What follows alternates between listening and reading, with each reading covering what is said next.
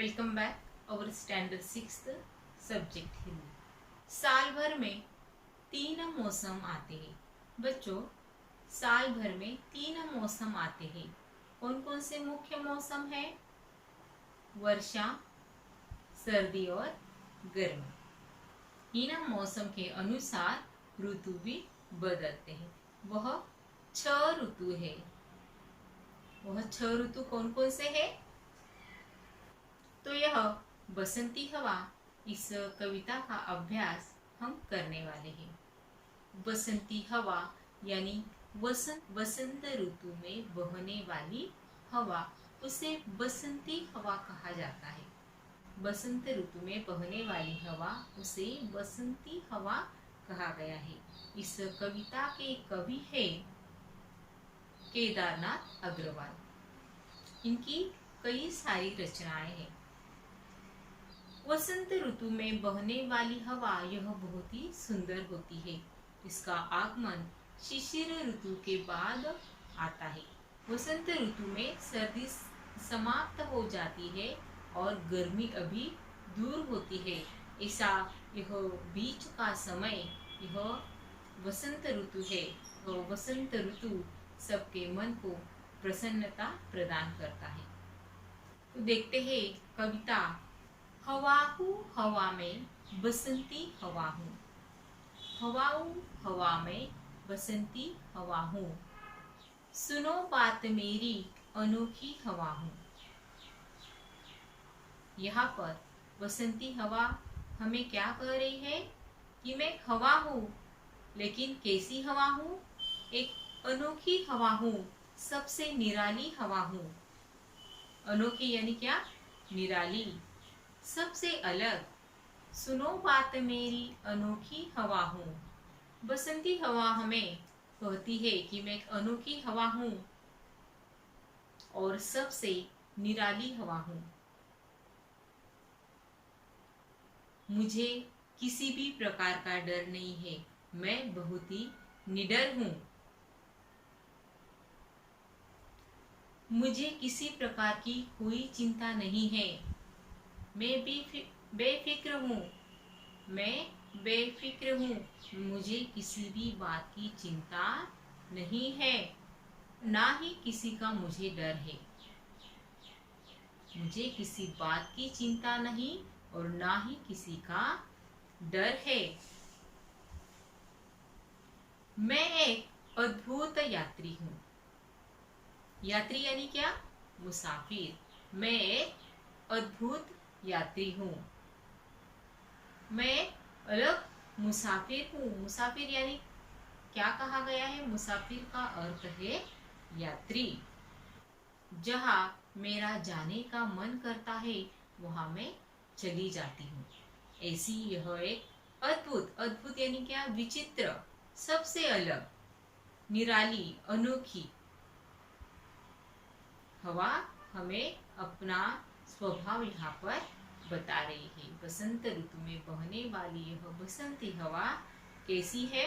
बड़ी ही मस्त मौला है, निडर है और बेफिक्र है। उसे किसी बात की चिंता नहीं है, किसी बात का डर नहीं है, उसे किसी का डर नहीं है। इसके साथ साथ वह एक मस्त मौला मुसाफिर है। मुसाफिर यानी क्या? यात्री। जहाँ उसे जाना होता है वहाँ पर वह चली जाती है। देखते हैं आगे की पंक्तियाँ। मैं महुए के पेड़ पर जा चढ़ी। हवा हमें कह रही है कि मैं महुए के पेड़ पर जा चढ़ी। महुआ एक प्रकार का वृक्ष है। महुआ एक प्रकार का वृक्ष है। हवा यहाँ अपना नटखट स्वभाव हमें दिखा रही है। कवि ने बड़े सुंदर प्रकार से हमें इस बसंती हवा का नटखट स्वभाव इस कविता प्रस्तुत किया है। हवा कहती है कि मैं महुए के पेड़ पर जा चढ़ी और मैंने उसके पत्तों को खूब हिलाया।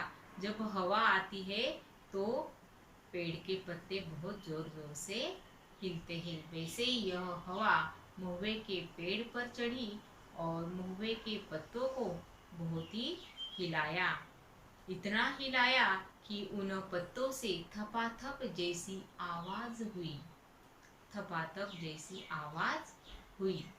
और मैं उस महुए के पेड़ से धम से नीचे गिरी। हवा कहाँ से नीचे गिरी? महुए के पेड़ से धम से नीचे गिरी। फिर हवा आम के वृक्ष पर चढ़ी, आम का पेड़। फिर हवा आम के वृक्ष पर चढ़ी, उसके कान में हू किया और वहां से भागी। देखो बच्चों, जब जोरों की हवा आती है तो उस हवा का एक अलग सा आवाज हमें आता है। बहुत ही गहरी शांतता वातावरण में होती है, तब हवा का आवाज हमें सुनाई देता है।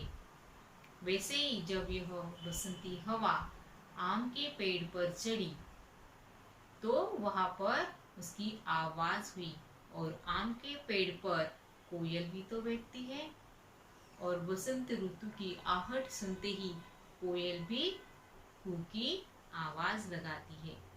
आम के वृक्ष पर चढ़कर उसे भी बहुत ही झकझोरा, झकझोरा यानी क्या?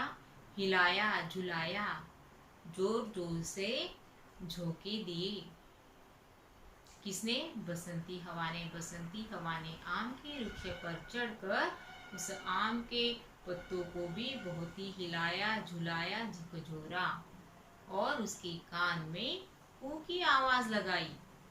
और वहां से वह भागकर कहाँ पहुंची है आप? गेहूं के खेत में। देखो, गेहूं का हरा भरा खेत, और वहां पर अब यह हवा आ पहुंची है। गेहूं पर बालियां दिखाई दे रही है हरे भरे खेत में। अब वह रुकी है और गेहूं के साथ यह हवा लहरा रही है। गेहूं के बालियों के बीच वह बहुत देर तक रुकी है। गेहूं के खेत में हवा बहुत देर तक रुकी है, बहुत देर तक लहराती रही। हवा गेहूं के खेत में उसके बालियों के साथ, गेहूं की बालियों के साथ बहुत देर तक लहराती रही। आगे है, हवा हमें आगे कह रही है, मैंने देखा। अब वह अलसी के खेत में जा पहुंची। उसने देखा अलसी के पौधे खड़े हैं। अलसी यह तिलहन का प्रकार है। अलसी यह तिलहन का प्रकार है। अगर आप देख सकते हो यहाँ पर चित्र में, यह अलसी है। इसकी फुनगियों पर गोल गोल फल लगे हुए थे। उसकी फुनगियों पर गोल गोल फल लगे हैं। यहाँ पर अलसी के जो पौधे हैं, उन पौधों पर गोल लगे हुए हैं, और वह फल मानो कोई स्त्री सिर के ऊपर एक कलसी रखकर जा रही हो, वैसे ही दिखाई दे रही है। यह अलसी के पौधों को कैसी उपमा दी गई है? कलसी जैसे। वह जो गोल गोल फुनगियां दिखाई दे रही है, वह मानो कलसी है। कलसी यानी क्या? गागर। कलसी यानी गागर। और फिर मुझे इस अलसी के साथ मस्ती करने की सूझी। इस अलसी के साथ हवा को मस्ती करने की सूझी, और हवा ने इसे भी बहुत ही हिलाया और झुलाया।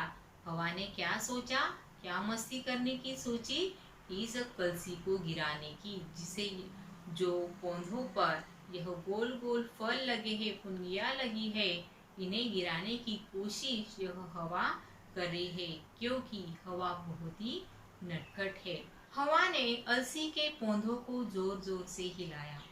हवा ने अलसी के पौधों को जोर जोर से हिलाया, हिलाया झुलाया झकझोरा, और जोर जोर से इधर उधर हिलाने के बावजूद वह उस पौधे के जो कलसी समान जो फुनगियां लगी है, उसे गिरा न पाई। इतना भी हिलाने के बावजूद वह फल नहीं गिरे। इस बात से हवा निराश हो गई। इस बात से हवा निराश हो गई। इतनी कोशिशों के बाद भी यह कलसी वह नहीं गिरा पाई, इस बात से वह निराश हो गई। इस बात से निराश होकर सरसों के खेत में मैंने ज्यादा मस्ती नहीं की। तो देखो इस प्रकार यह बसंती हवा मस्ती करते हुए इधर से उधर आ जा रही है। इस कविता से हमें इस बसंती हवा का नटखट स्वभाव दिखाई देता है।